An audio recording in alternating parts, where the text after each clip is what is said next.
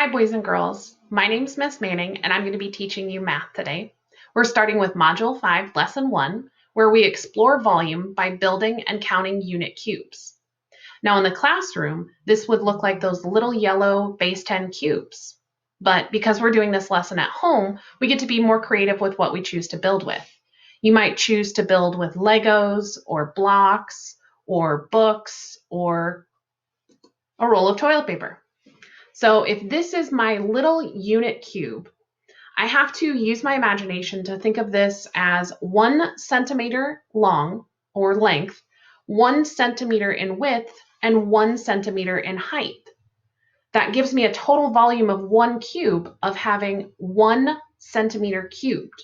So 1 cube counts as 1 centimeter. The other thing that I want you to pay attention to is this idea of a floating cube. So this shape that I built down here, if you were looking at it on your problem set, you might be tempted to say that this has a volume of 1, 2, 3, 4 cubes. But it actually, because I built it, I know that there's another cube down below. So it actually has a total volume of 5 cubes, or a volume of 5 centimeters cubed. Another thing to pay attention to is this idea of layers. So when we're looking at shapes on our page or when we're building them, when we want to count the cubes, we can think about cutting it horizontally and say that this layer has 4 cubes and this layer has 2 cubes, which gives me a total volume of 6 centimeters cubed. Or I can cut it vertically and say that this side has 4 cubes and this side has 2 cubes, which then gives me a total volume of 6 centimeters cubed, or 6 cubes. So for fluency today, we're going to be finding area. Now, when we're finding area, we have to remember that it's the length times the width. It's only with a two-dimensional shape. So for this quadrilateral here, this four-sided shape here, we have a length of 4 and a width of 2. So length 4 times width 2 gives us an area of 8 inches squared. Now our next shape only has one of the side lengths labeled, which means it has to be a square. And we remember the properties about the squares, and the important property is that all 4 sides have the same length. So while they didn't label it, I still know what the width of the shape is. It's the same as the length.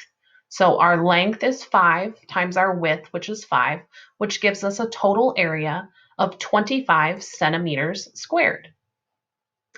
This next one I want you to try on your own. It should be pretty simple. Our length times our width, don't forget centimeters squared.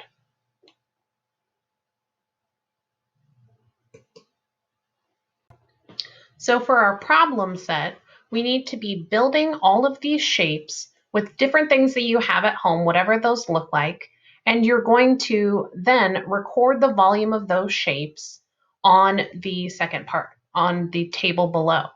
So our first shape is just 1 cube. So we know the volume of that is 1 centimeter cubed, or 1 cubic centimeter. Our second shape, I chose to build with tea boxes, boxes of tea. My students know I love drinking tea. I have it all the time in my classroom. So I would look at this and I would slice it horizontally right here. And I would say that the bottom layer had 3 cubes and the top layer had 2 cubes. So in our table, it should look like 1 centimeter cubed. It has 1 cube. Figure B has 5 cubic centimeters because it has 3 cubes in the first layer and the second layer had 2 cubes. So that's all they're looking for in this explanation here. The other thing to note is that you can record your volume as centimeters cubed or cubic centimeters. So for problem D, that's the one I want you to kind of look out for. It's an irregular shape, so it's not built with even layers. The thing to note, this cube right here, if you look closely, you can see that there's no cube behind it. I also want you, when you're building this, to think about the fact that there are 1, 2, 3, 4 floating cubes that we have here, or what looks like a floating cube, so we know that that means there is a cube below it. So for your problem set, I don't want you to worry about problem number 2. I want you to focus more on this question number 3 down here because we have that floating cube here. And I really want you to think of the mistake that you think that Joyce made and how you know it's not true. Maybe you're using what you built as your reasoning for how you know she made a mistake.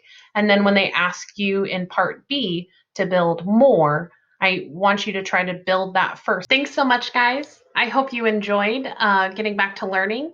Feel free to rewatch the video at any point if you need to, and welcome back to school.